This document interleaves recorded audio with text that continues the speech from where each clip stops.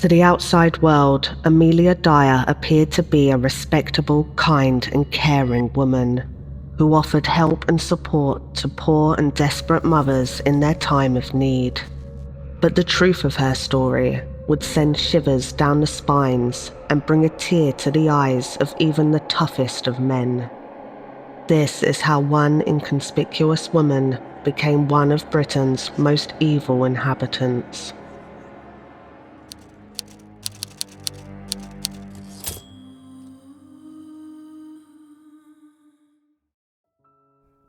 Welcome back. Today's dark tale takes us back to the grit, grime and sooty air of Victorian London, where wealthy Londoners strolled through idyllic parks, shopped the latest fashion and took in world-class performances in London's many theatres. But among the bustling city was a dark side. Not everyone got to enjoy the luxuries and comforts of the upper and middle classes. For the average person, poverty, hunger, and constant struggle was the norm, and none knew of this struggle better than the working-class women of Victorian Britain. Opportunities for women were quite limited at the time, with many working in housekeeping, becoming barmaids, dressmakers, or nurses. But the ways for women to support themselves were often low-paid and hard work, with long, grueling hours, and most still found that they couldn't make ends meet. There was little help available to those who needed it, without the welfare or benefit systems that we have today. Those who were struggling needed what was known as poor relief, which usually resulted in them facing the workhouse or utilising rare handouts which were hard to come by and carried great stigma. It's difficult to know the true numbers, but it's estimated that around 1 in 12 women resorted to sex work just to get by. A career which would have left them open to the most severe of risks. Many suffered at the hands of predatory clients or succumbed to a long list of horrible diseases like syphilis, which ran rampant through urban areas at the time. It caused painful sores and eventual erosion of skin and bone. It's enough to give anyone nightmares, but for the women of Victorian England, this was just everyday life. One contributor to women's plight was introduced at the end of the Georgian era in 1834, when the Poor Law Amendment Act came into effect. It was created to help prevent people from becoming too reliant on poor relief, changing the circumstances for single mothers and illegitimate children, and making it harder to hold fathers accountable. It unintentionally allowed fathers the chance to avoid financial responsibility over the children they created out of wedlock. But obviously, the consequences only made things far worse for the unfortunate women that now had to take full responsibility over their offspring, all whilst being at an obvious disadvantage in comparison to the men involved, who usually just went back to their wives or carried on with their lives like normal, financially unscathed and with their reputation still intact. A very different outcome to the young women who bore the brunt of this cruel new law. And in the shadows, behind closed doors, a sinister business was beginning to boom. Women who became pregnant out of wedlock found themselves in an awful predicament. The unbearable stigma around unwed mothers at the time led to many pregnancies being concealed, with the mother basically going into hiding once her bump began to show. The expectant mothers also knew that they'd likely be resigning themselves to a life of poverty and hardship, as raising a child alone back then would be almost unaffordable for a woman on her own, especially if she was from a poor background or didn't have the support of her family behind her. Many would have to stop work, give birth in secret, and somehow return to the workforce and still keep herself afloat after months of no pay. And just when these women were at their most vulnerable and their most in need, when they were pregnant, panicked, and with seemingly no one to turn to, there were people waiting to exploit them. A whole new industry emerged to deal with the issue by those who sniffed out that there was quick money to be made. These establishments became known as baby farms and were places where desperate mothers could go to get away from society, give birth in private, and even potentially pass over the care of the baby, usually under the promise of them being well cared for or being placed with another family. Of course, all for a fee. It became so profitable and so widespread that some estimates suggest that there may have been around 2,000 baby farms operating in London around this time, although real figures are hard to pin down. It was a gritty, endless cycle of desperation, promises, money, greed, and exploitation. Amelia Dyer was born Amelia Hobley on the 27th of November 1837 in a small village on the outskirts of Bristol, England. Her parents were Samuel and Sarah Hobley. Her father was a shoemaker and she was one of 6 children. Although tragically, her 2 sisters, both named Sarah Ann, passed away in childhood, leaving her with 3 older brothers, Thomas, James, and William. Throughout Amelia's childhood, she often found she had to care for her mother, who was suffering with bouts of mental illness brought on by typhus, up until her death in 1848. After her mother's passing, Amelia went to live with her aunt in Bristol and started an apprenticeship as a corset maker. Her eldest brother Thomas went on to inherit the family shoemaking business after her father passed away in 1859, and it appears that after this, her relationships with family become strained, and just a couple of years later she became fully estranged from at least one of her brothers. Then in 1861, when Amelia was 24 years old, she moved into lodgings in Trinity Street, Bristol. It was here that she met her first husband, a much older man named George Thomas. He was 59 years old, and when they married, they both lied about their ages on the wedding certificate, in an attempt to reduce their fast 35-year age gap. George took 11 years off his age, and Amelia added 6 years to hers. Amelia then took a change in career and trained to become a nurse, which was a good and respectable job.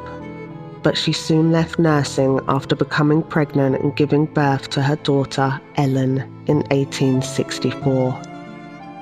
Unfortunately, but perhaps not completely unexpectedly given their age gap, her husband George passed away just 5 years later, in 1869. This left Amelia in a bit of a tight spot when it came to money, and she soon found herself in great need of a new income. At this point in Amelia's life, she was on her own, widowed at the age of 31 and left caring for her daughter. She now desperately needed to start earning money again. This is when it's thought that Amelia became reacquainted with an old friend, a midwife named Ellen Dane, possibly in an attempt to restart her nursing career. Ellen Dane was a friend that Amelia had met at the beginning of her nurse's training at the Bristol Royal Infirmary. As well as being a midwife, Ellen also earned extra money by taking in women who wanted to keep their pregnancies a secret. She'd deliver the babies, but then she'd also often offer to adopt or find new homes for them afterwards. She showed Amelia that it was a lot easier and a lot more profitable than regular nursing was. And this seemed to have influenced Amelia, and in her moment of need, after her husband's passing, she decided to start a baby farm of her own. Perhaps shockingly, one of the first steps that she took almost immediately after her husband's death was to send their daughter Ellen away to live elsewhere, freeing up her time and energy for her new financial endeavour. Now this is where Amelia begins her sinister new business idea, and she gets to work offering women a place at her home in Bristol where they can stay throughout the end of their pregnancy. Her earlier nursing career gave her some midwife experience and would have likely reassured the women that they were in safe hands. Some would give birth at her home, and then Amelia would offer to either care for the baby or to find a new family, usually for an upfront fee. But she didn't stop there. As well as opening her home up to expectant mothers, she also put out advertisements in her local paper. One ad would read, "Married couple with no family would adopt healthy child, nice country home, terms £10. Another read, "Highly respectable married couple wish to adopt child. Good country home, premium required, very small."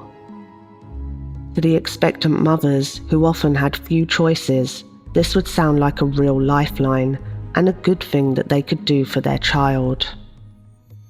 And when they went to meet Amelia, she would appear to be quite caring, and because she was a nurse, she seemed capable of nursing and raising the babies. She would reassure the mothers that she was a respectable married woman who simply longed for a child of her own, or she would promise to adopt the infant out to another family, and all she had asked for from them is a box of clothing for the child and a basic payment of around £10, worth roughly £1,000 today. To a frightened young woman with an illegitimate child, Amelia would appear like a saviour, offering them the help and support that they so desperately needed. She would often easily gain their trust and manage to acquire many babies and children during this time. But tragically, that trust had been misplaced because Amelia, as nice as she seemed, actually had no intention of caring for any of these children. Now, this isn't to say that everyone involved in baby farming had bad intentions. There was a genuine need at the time for women willing to care for infants or arrange new homes for them.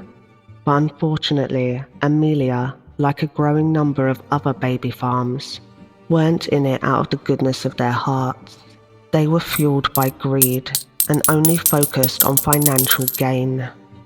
So instead of caring for the infants or finding them new homes like she had promised to the mothers, Amelia would just pocket the money and then simply neglect them, feeding them as little as possible or even not at all. She also began using a tonic known as laudanum that was widely available in pharmacies and was a common Victorian medicine. It contained opium, and sometimes the tonics would also contain alcohol. It was used to treat pain and a wide range of problems, but that's not what Amelia used it for. She used it to keep the hungry infants quiet and easier to manage, as lots of crying babies would not only be hard work, but would certainly draw attention and raise suspicions about her neglect. Sadly, Amelia wasn't the only person who exploited substances like this. In a time when baby farming was largely unregulated, awful practices like this became more common. It was also thought that it was around this period that Amelia began to use laudanum herself. She'd regularly be found intoxicated after using the substance, and she also began drinking more heavily.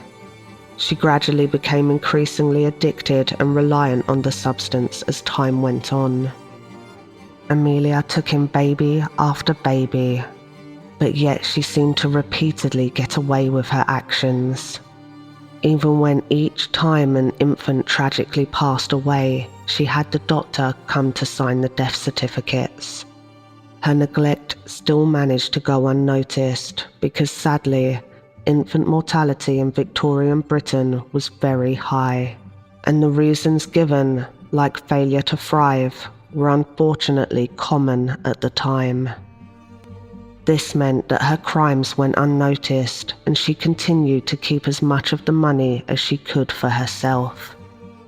She even sold the boxes of clothes that the mothers had left for their children, or gave them out as gifts, like in one instance when she gifted her landlady a pair of children's shoes for her daughter, possibly to win over her friendship or to appear kind and generous. And she continued her sinister operation like this for around 2 to 3 years before Amelia's life took another unexpected turn. In 1872, just 3 years after her first husband's death, Amelia, now aged 34, marries for a second time to a brewer's labourer named William Dyer, and by taking his surname, she became Amelia Dyer, the name that would later become infamous in one of Victorian Britain's most shocking cases.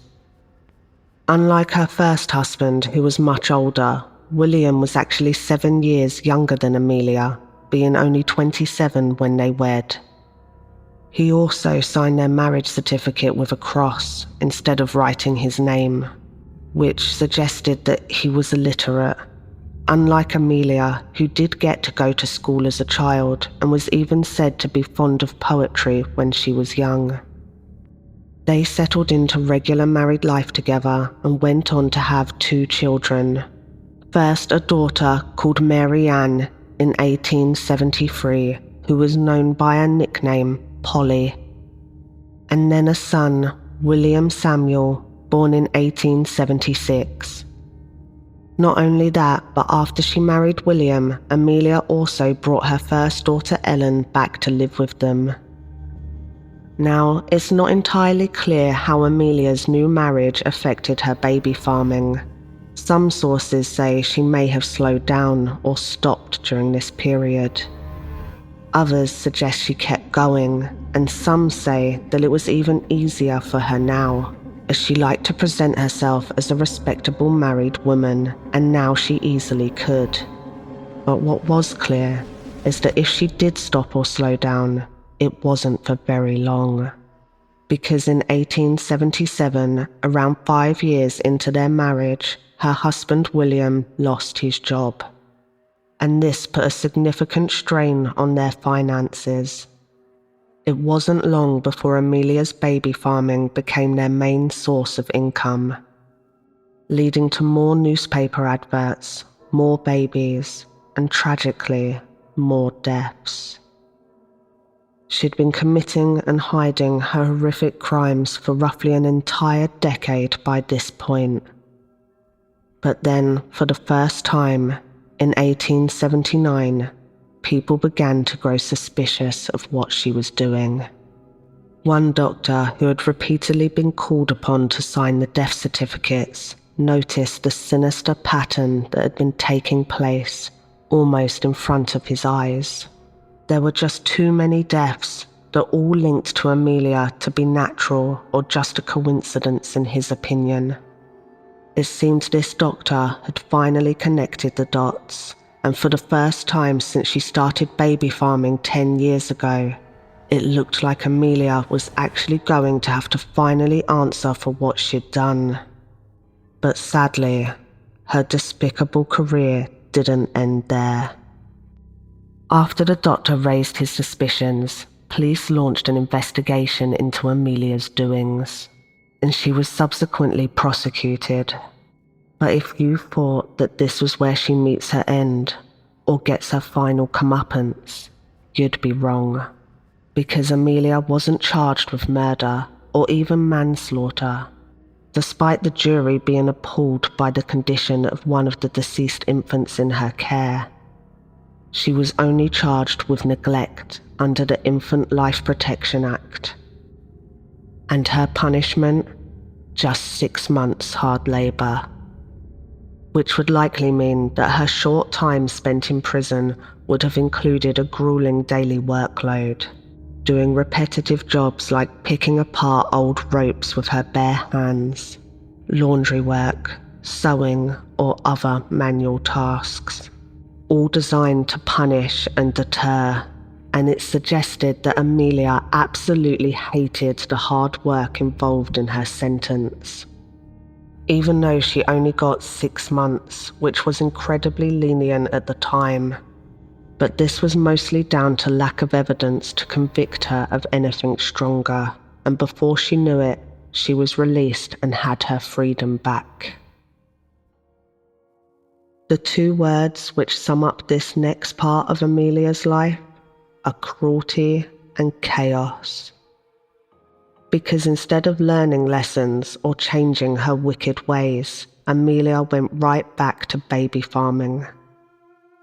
And as well as this, her personal life became more and more unstable. Firstly, her marriage to William is believed to have broken down shortly after her release from prison. We don't know the exact reasons why, nor is it known how much William Dyer knew about Amelia's crimes, at least apart from the neglect that she'd been prosecuted for. And there's no evidence to suggest that he was directly involved in what she was doing. He was also clearly not as intelligent as she was, and she may have found him easier to manipulate because of it. So we'll never really know if William was a part of any wrongdoing. But what we do know is that he grew tired of her. Maybe he had suspicions, or maybe he just got fed up with Amelia's increasing drug use, outbursts, and erratic behavior, as by this point it is believed that she became ever more addicted to the substances she was misusing, and was becoming more reliant on them as time went by. Throughout this period, Amelia also had multiple stays in mental asylums, but it's still debated whether she actually needed to be under an asylum's care or whether she was just pretending to be suffering from mental health problems. These stays seemed to conveniently occur whenever she felt that suspicions had been raised, and would have been an easy way for her to quickly disappear and evade further speculation or scrutiny. Also, we shouldn't forget that Amelia would have experienced the symptoms of ill mental health after witnessing her mother's illness growing up, as well as actually spending time herself working as an asylum nurse. It's pretty safe to say that she would have known just how to act and how to imitate certain illnesses. In between these asylum stays, Amelia became more elusive, moving around and using different aliases, like Mrs. Harding and Mrs. Thomas, effectively making herself harder to trace. She also starts getting greedier and begins targeting women of higher social statuses, those who were from wealthier backgrounds and from the upper classes. She knew in these cases she could charge a much larger fee. Some reports suggest she may have charged onwards of 30, 40, or even £50 in some cases, where she also promised to keep the father's identity a secret. Very large sums of money back then, worth multiple thousands of pounds today. But with the larger sums of money, Amelia also learned that there was more risk, as she soon found out that wealthier women were usually more educated and even more outspoken than the poor working-class mothers who had few choices. And this may have been one of her greatest oversights and slip-ups so far. Shockingly, Amelia had now been running her disgraceful baby farm operation for 20 whole years. That's 2 entire decades of her neglect and cruelty going largely unchallenged. That was until 1890, when she managed to convince a young governess to leave her illegitimate baby in her care. The governess returned a couple of months later, hoping to see her baby, but when she arrived and Amelia handed her a baby, the governess began to feel uneasy. She didn't think that this was her child, and she questioned Amelia, who tried to reassure her that babies change in appearance very quickly and that it was her baby. But the governess wasn't having any of it. She knew her child, and this baby wasn't hers, and she could prove it. To Amelia's horror, the distraught governess started searching the baby for a small birthmark on its hip that she knew should be there. But sadly, no birthmark could be found. Horrified after her demands to see her child went unmet, the governess left and tried to raise the alarm over her suspicions. This likely panicked Amelia, and in what appears to be a desperate attempt to evade justice, Amelia tried to end it all. She did this by drinking 2 bottles of laudanum, enough to surely kill most people. But Amelia's attempt failed. This is because her years of addiction had actually led her to building up such a high tolerance to opium that she didn't die.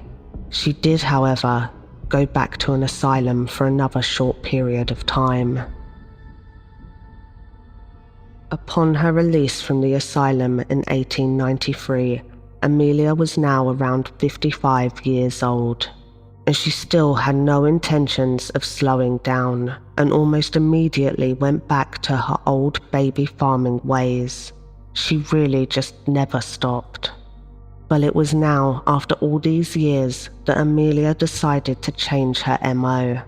After the close calls and past suspicions, she thought to herself that it would be far less risky if she stopped reporting the infant deaths. And it's thought that she stopped bothering to have doctors come to sign the certificates. By 1895, her operation looked quite different to how it did before. She even recruited an older woman she had met during a brief time in a workhouse. Her name was Jane Granny Smith. And Amelia would insist that when the expectant women or mothers were around, that Jane must refer to her as Mother, and Amelia would refer to Jane as Granny. These Mother Granny titles were just another manipulation, aimed to give the women a sense of homeliness and generational bonding between mothers and daughters, with Jane Smith appearing like an old, caring, grandmotherly type figure. Amelia even got back in touch with her daughter Polly, who was now a grown woman and married to a man named Arthur Palmer. It's thought that the 4 of them, Amelia, Jane, Polly, and Arthur, continued to move around, living together at various times and places, leaving Bristol and briefly moving to Cardiff before eventually settling in Reading, all whilst Amelia kept changing names and pumping out advertisements, taking in babies the entire time. From the outside, they appeared to be one big respectable family, which obviously worked in Amelia's favour and would have helped to gain the mother's trust. Although it isn't clear how much Jane, Polly, or her husband really knew about how Amelia ran her operation. In 1896, a young barmaid around the age of 25 gave birth to an illegitimate baby girl in a boarding house in Cheltenham. Her name was Evelina Marmon, and she named her newborn daughter Doris. Facing the stigma, financial pressure, and the difficulties faced by an unmarried mother at the time, Evelina made the difficult decision to look for help with raising her child. It's widely believed that Evelina only ever intended for this to be temporary, and it seems like her plan was to seek care for her daughter while she returned to work and tried to better her situation. Then she likely intended to go and get her daughter back and bring her home to live with her. So she placed an advert in a newspaper which read, "Wanted, respectable woman to take a young child." But after it was printed and she went to look at the ad she'd published, another one in the same section as hers caught her eye. It was an advert posted by a Mrs. Harding, and it read, "Married couple with no family would adopt a healthy child. Nice country home. Terms, £10. Evelina quickly wrote to Mrs. Harding, and they corresponded through letters, where Mrs. Harding wrote back saying things like, "I should be glad to have a dear little baby girl, one I could bring up and call my own," and "I do not want a child for money's sake, but for company and home comfort," adding, "Myself and my husband are dearly fond of children. I have no child of my own. A child with me will have a good home and a mother's love and care." Evelina Marmon had also tried to negotiate the fee, hoping to pay on a weekly basis for her daughter's care, which would have been more affordable. But Mrs. Harding wouldn't allow it and insisted on the £10 upfront payment that she had asked for, along with a box of clothing for the child.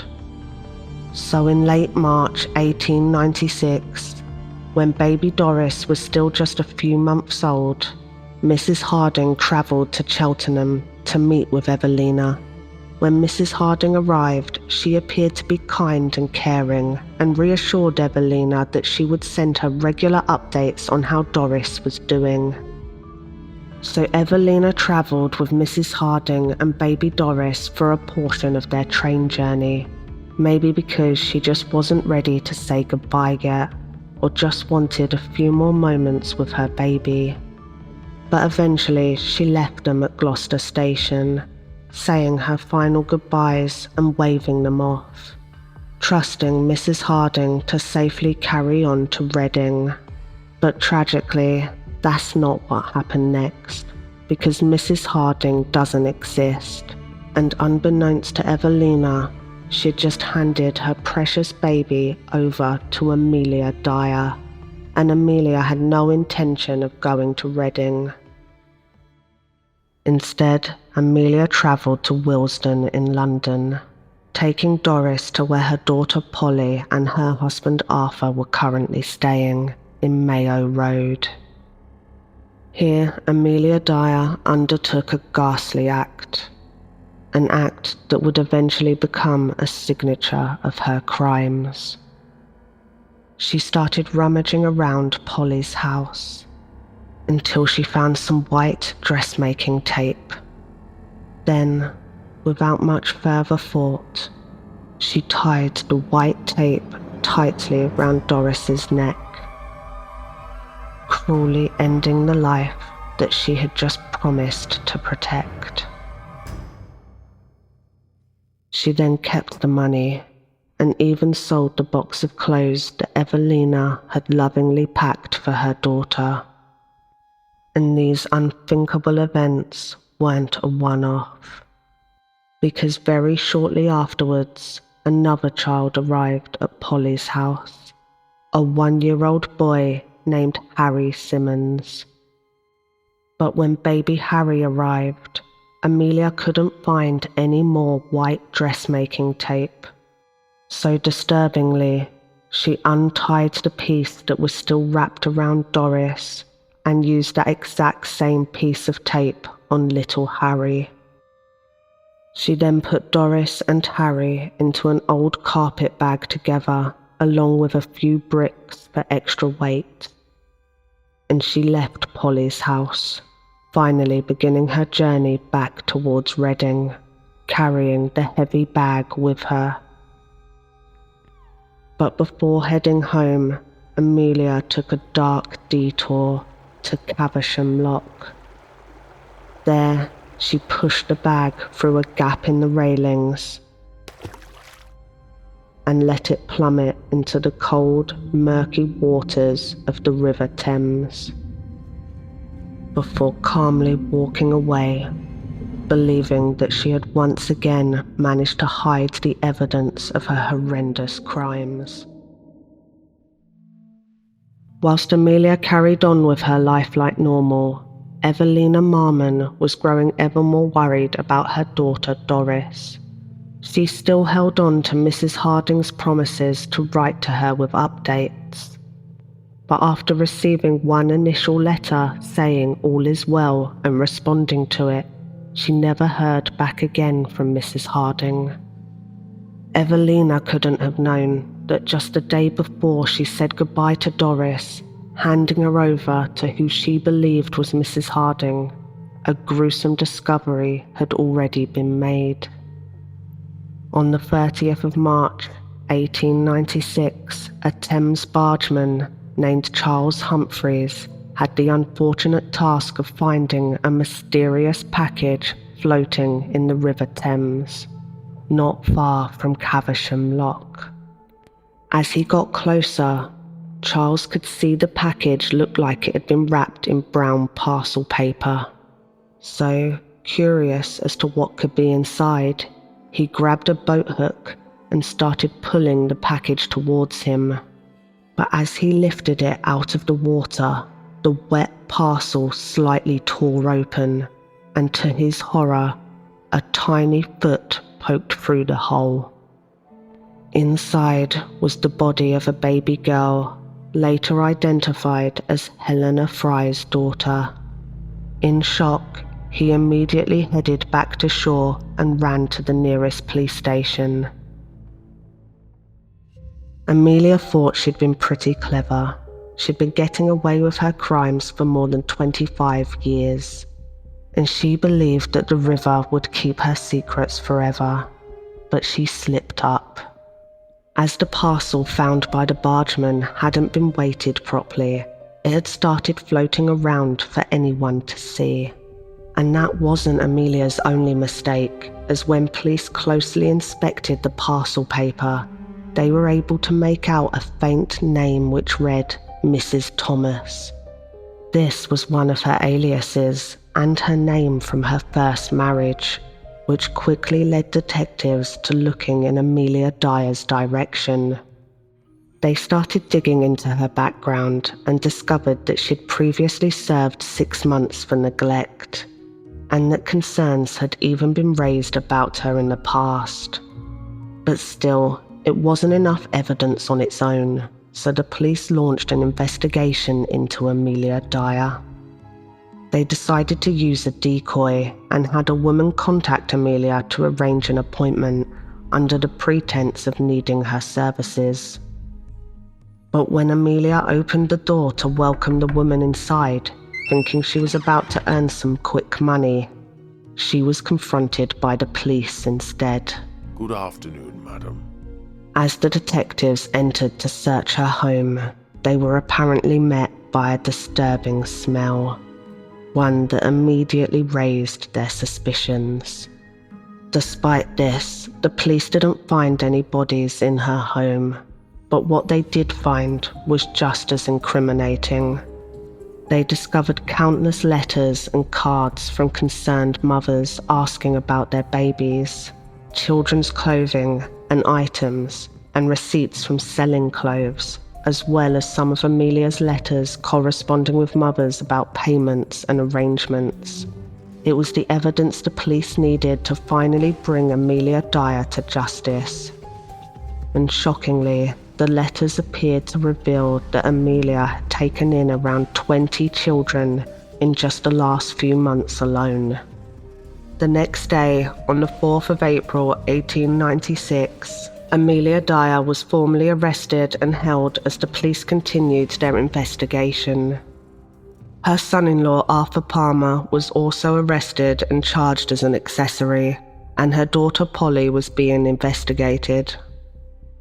A couple of days later, the police started to dredge the River Thames, and it didn't take them long to find something, as by the 7th of April, they had discovered the remains of more of Amelia's victims, including Doris Marmon and Harry Simmons.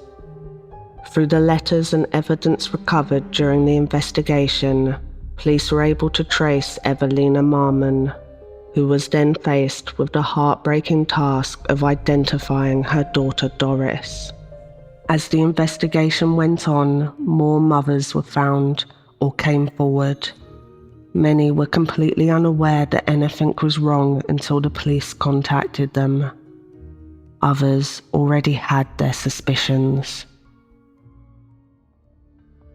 On the 22nd of May 1896, Amelia Dyer would finally stand trial at the Old Bailey, facing justice for the murder of Doris Marmon. Baby Doris was at the centre of the trial, as it was the only case that the police had enough evidence to prove. Evelina Marmon gave evidence at the trial, explaining how she had seen Amelia's advertisement, then paid her a fee to care for her daughter, believing that she was going to a loving home. The prosecution also showed that Amelia had moved around a lot and used false identities, including Mrs. Harding. There were also several other witness accounts. The bargeman who discovered the first parcel testified to what he had seen. So did another man who had unknowingly walked past Amelia after she had dropped a parcel in the river. He had wished her good night as he walked by, but she just ignored him and carried on. There was also a woman called Mary Ann Beattie who had helped Amelia carry the carpet bag. She recalled how unexpectedly heavy it was.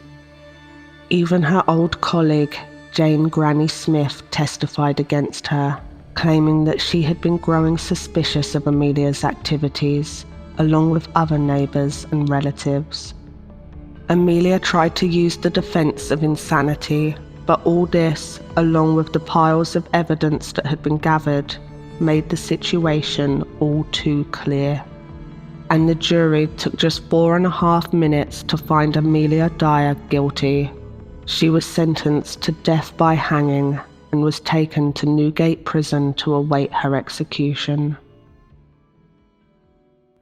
Polly and Arthur Palmer were released without charge after the investigation failed to find adequate evidence of their involvement, and due to a confession that Amelia wrote insisting that her daughter and son-in-law had played no part in her crimes. It read, "Sir, will you kindly grant me the favour of presenting this to the magistrates on Saturday the 18th instant I have made this statement out? For I may not have the opportunity, then I must relieve my mind. I do know and I feel my days are numbered on this earth. But I do feel it is an awful thing drawing innocent people into trouble. I do know I should have to answer before my Maker in heaven for the awful crimes I have committed. But as God Almighty is my judge in heaven, as on earth, neither my daughter Mary Ann Palmer, nor her husband, Alfred Ernest Palmer, I do most solemnly declare, neither of them had anything at all to do with it. They never knew I contemplated doing such a wicked thing until it was too late. I am speaking the truth and nothing but the truth, as I hope to be forgiven. I and I alone must stand before my Maker in heaven to answer it all. Witness my hand, Amelia Dyer." During her final days in prison, she wrote what she described as her last true and only confession. It was so long, she filled 5 notebooks.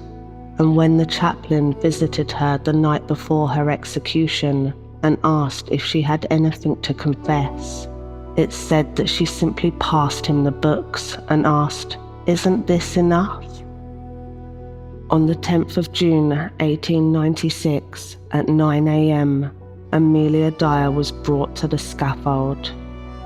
And when asked if she had any last words, she replied, "I have nothing to say." She was hanged moments later, finally ending the trail of deception and murder that Amelia had got away with for decades. Exact numbers are unclear, but some experts estimate that Amelia Dyer may have killed as many as 400 victims, either through her neglect or the awful tape method, something she commented on during the investigation. When police questioned her about the tape, she replied, "That was how you could tell it was one of mine."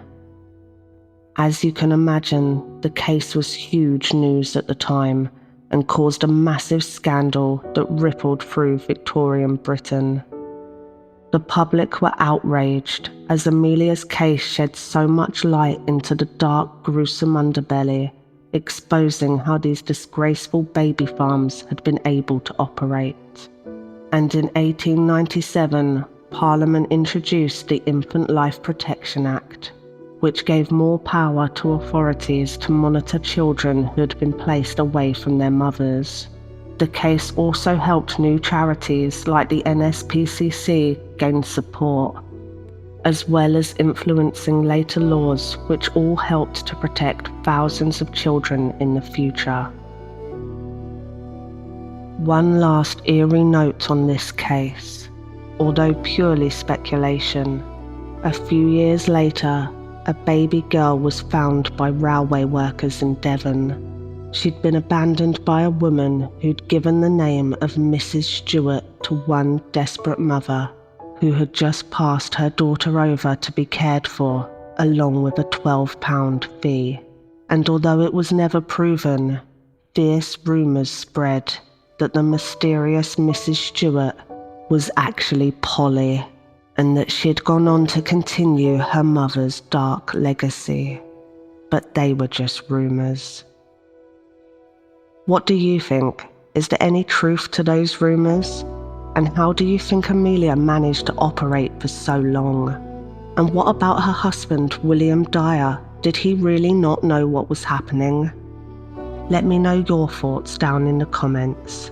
Thank you for watching.